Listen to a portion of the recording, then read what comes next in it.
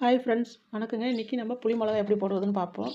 First மிளகாவை நல்லா இதெல்லாம் நீக்கி விட்டுங்க. இந்த காம்பெல்லாம் ஆஞ்சி நல்லா வச்சுக்கணும்.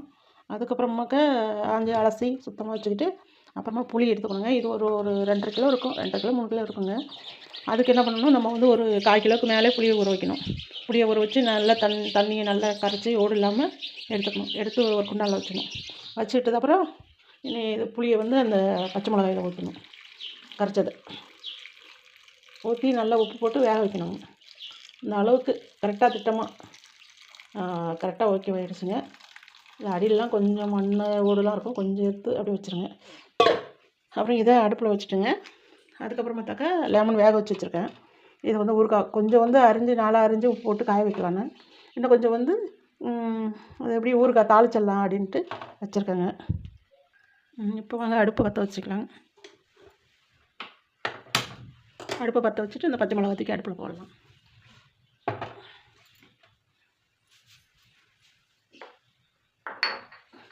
அப்புறம் உப்பு போடணும். அது மேலே உப்பு போட்டோம்னாக்கா பொங்கி வரும்போது உப்பு எல்லாம் உள்ளே போயிடுங்க. அளவாக உப்பு போடணும், அப்போ தான் நல்லாயிருக்கும்.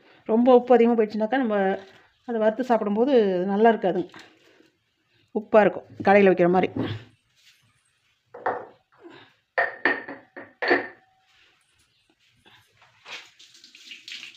கொஞ்சம் மிளகா எடுத்து வச்சுருக்கேன் மோர் மிளகா போடுறதுக்கு. அது இன்னொரு வீடியோவில் காட்டுறேன், முடிஞ்சால் காட்டுறேன், இல்லைனாக்கா காட்ட முடியாது. இப்போது லெமன் ஊறுகாவுக்கு தேவையானது அப்படியே மூடி போட்டுற வேண்டியதாங்க. மூடி போட்டோம்னாக்கா அப்படியே வெந்துடும். லெமன் ஊறுகாவுக்கு கட் பண்ணணும்.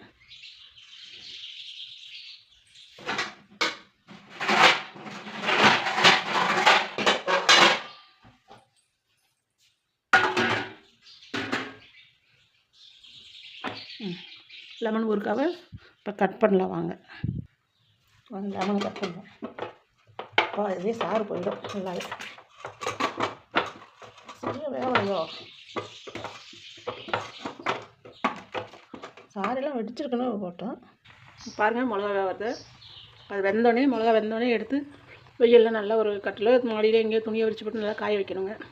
நல்லா இன்றைக்கி காஞ்சோடனே இதில் புளி தண்ணி இருக்கும், மிச்சம் தண்ணி. அந்த தண்ணியை எடுத்து ஒரு பாத்திரத்தில் வச்சுக்கணுங்க.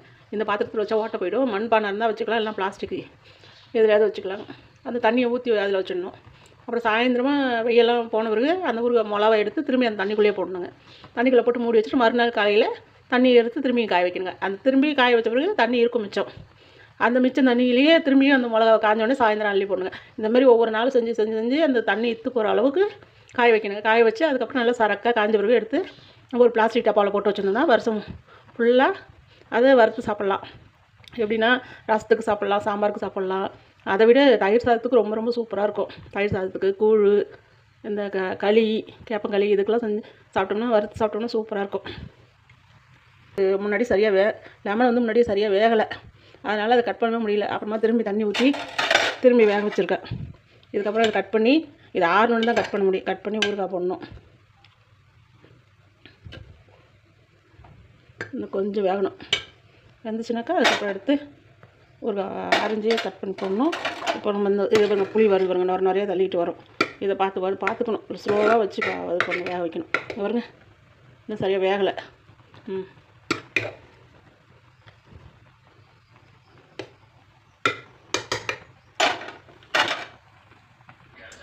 எலுமிச்சை ஒரு வக்காவுக்கு இவ்வளோ மிளகா வறுத்துக்கிறேன்.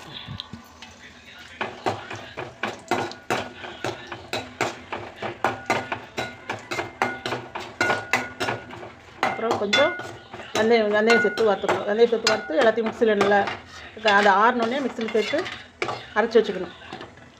பாருங்கள் இவ்வளோ வெங்காயம், இவ்வளோ தான் வெந்தயம். அது கருகாமல் வறுக்கணும், பொன்னிறமாக வறுக்கணும்.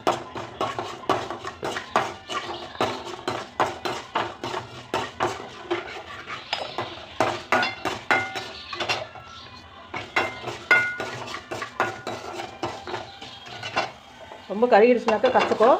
கருகாமலும் பொன்னிறமாக இல்லாமல் இருக்கக்கூடாதுங்க. இந்த ஸ்டேஜில் இப்போ எடுத்துடலாம். எடுத்து ஆஃப் பண்ணிடலாம், அடுப்பு ஆஃப் பண்ணிடலாம். பாருங்கள் இதை அப்படியே எடுத்து நல்லா ஆறினோடனே மிக்சியில் போட்டு பொடியாக்கிடணும். பொடியாக்கி அதுக்கப்புறம் தாளித்த பிறகு கடுகு, உளுத்தம்பருப்பு, கருவேப்பிலெல்லாம் போட்டு தாளிச்சிட்டு எலுமிச்சம்பழத்தை அதில் போட்டு அரிஞ்சு வச்சுருக்கணும். அரிஞ்சு வச்ச எலுமிச்சம்பழத்தை போட்டு நல்லா இந்த பொடி எடுத்து அதில் போட்டோம்னாக்கா இதான் என்ன அப்புறம் காட்டுறேன் பாருங்கள். வாங்க போயிட்டு பொடி பண்ணிட்டு வரலாம். இதை எடுத்துகிட்டு போய் எண்ணெய் ஊற்றிக்கலாம். வாங்க. நல்லா கையை சுட்டுக்கிட்டேன். எங்கள் வீட்டில் ஒன்று இருக்குது, அதால் கையை சுட்டுக்கிட்டேன் நல்லா. அப்புறம் கடுகு போடலாம்.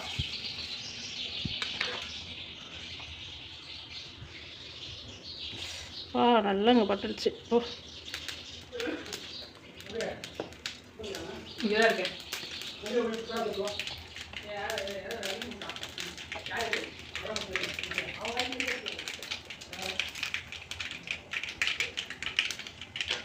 அப்புறம்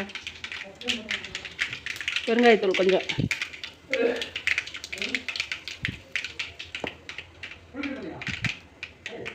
அப்புறம் கொஞ்சம் கருவேப்பிலை, அப்புறம் இந்த எலுமிச்சம்பழத்தை கட் பண்ணி வச்சுருக்கிறது இதில் கொட்டிக்கலாம்.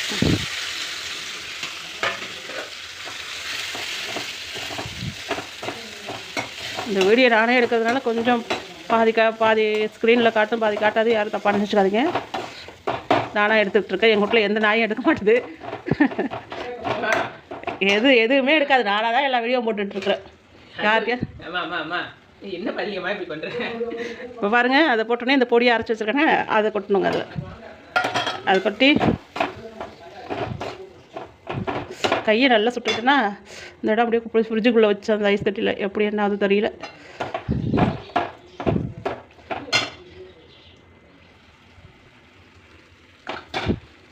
சால்ட் உப்பு போட்டுக்கலாம் கொஞ்சம். நல்லா கிண்டி விடணும்.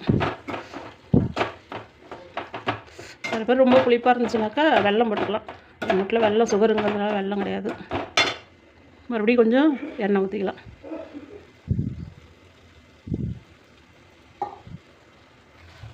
பாருங்கள், நல்லபடி எண்ணெய் பிரிஞ்சு வரணும்.